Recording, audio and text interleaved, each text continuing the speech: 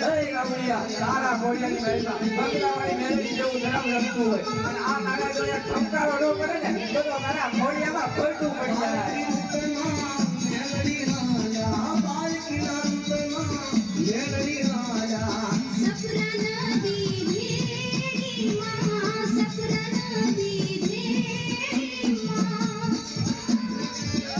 તારું નામ લઈ જીવાકા ગામના સુવાડે મારી મેલડીવાળી મેલડી રમવા આવ્યા છે જોઈ લે આમાં ખોટું ન મળવા દેતી. તને ટકોરો ન કરવાનો હોય બધા ટકોરો કરે ભાગી ધોકો ન કરી નાખે તમારી બંગલાવાળી મેલડી ખોટ લાગી જાય.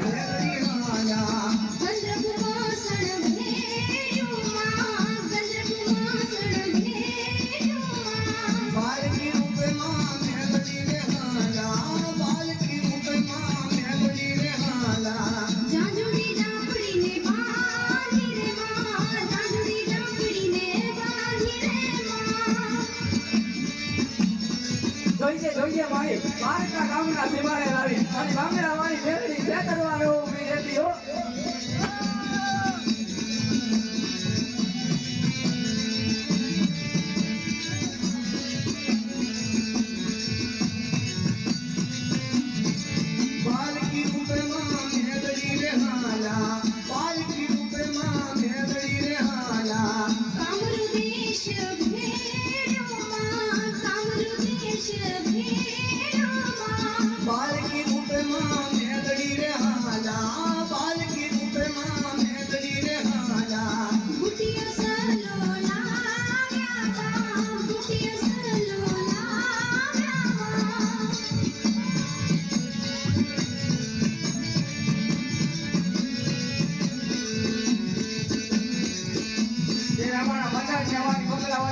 આયા તો નહીં પણ દુનિયાની હાઈપા તમે ત્યાં વહી જાવ એક વાર જો ક્યાંય કઈ વાળી બંગલાવાળી મેલડી અને જો આવીને ઊભી જો રહી જાવ ને જતી મને બંગલાવાળી મેલડીને ખાધેલા કોઈ આરામ હોય.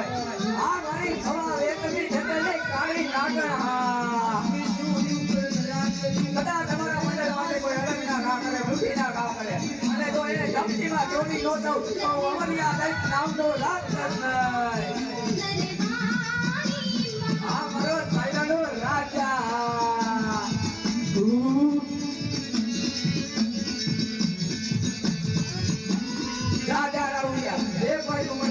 તારું માથું મને ધૂકે અને જો તમને નવરા વાળીના ભાગ લેવો બેસી જાવ તો તમે બંગલા વાળી મેળવી જાય.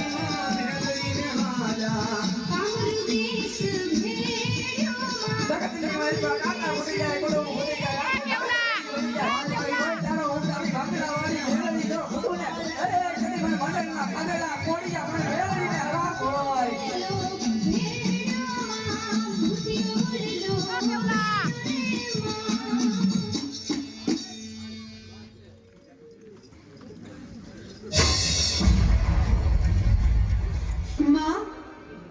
જય હો મને જણાવો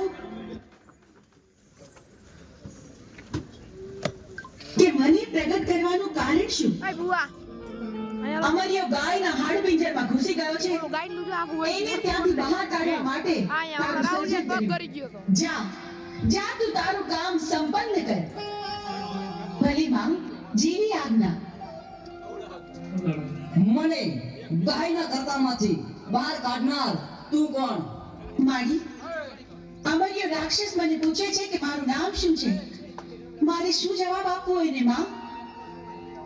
તને અમે અમારા અંગના મેલમાંથી બનાવી એટલે તારું નામ મેલડી. તું માં મેલડીના નામથી જગતમાં પ્રસિદ્ધ થઈશ. ભલે માં જીવી આજ્ઞા. હું મેલડી હમણાં અમર્યાને ગાયના કડકામાંથી બહાર કાઢું છું.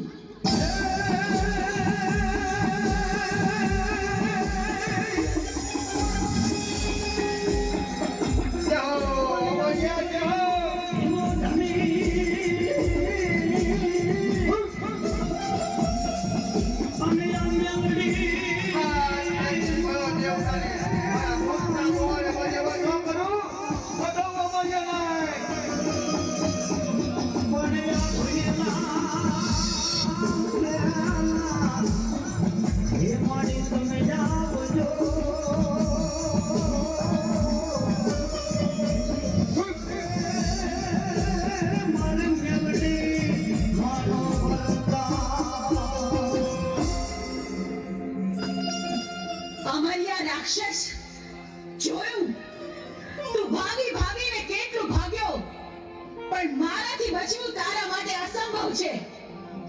હું ચોટીલાની ચામુંડ તારો કાળ બનીને આવી છું. મૃત્યુને ભેટવા તૈયાર થઈ જા. મારી સાથે યુદ્ધ કર.